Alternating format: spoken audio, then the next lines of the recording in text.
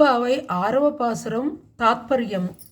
ఈ వ్రతం యొక్క దివ్యమైన అనుభవమును అందరితో సమిష్టిగా అనుభవించటే శ్రేయస్కరమైనదొకటచే తక్కిన వారులందరూ మేల్కొలిపి వారితో కలిసియే అనుభవింతుము. క్రమముగా నొక్కొక్కరిని లేపెదము.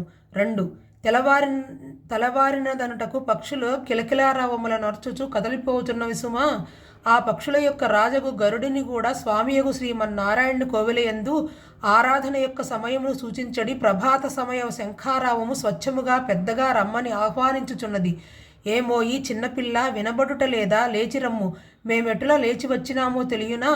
పూతనా రాక్షసి యొక్క వక్షములందు గల విషం ఆరగించి దొంగబండి రీతిగా సంహరింపదలచిన శకటాసురుని యొక్క కీళ్లన్నీయు ఊడిపోవునట్లుగా శ్రీ పాదముల చూపినటువంటి మన శ్రీకృష్ణుడు ఆ క్షీరసాగరమందు ఆదిశేషునిపై యోగనిద్ర నొనరించుచున్న జగత్కారణుడని మన గోశాలల యందున్న ముని సమూహములు యోగాభ్యాసమునాచరించు వారలు కూడా ఆ శ్రీకృష్ణుని తమ యొక్క మనములందు అంతర్యామిగా చూచుకొనుచు ఆ మనస్సులోని స్వామికి శ్రమనొందని రీతిగా మెల్లగా లేచి హరిహరి అని స్తోత్రము నొనరింపగా వీరందరి యొక్క గొంతులు పెద్ద ధ్వనియే మా మనస్సులందు చల్లగా ప్రవేశించి లేపివేసినది.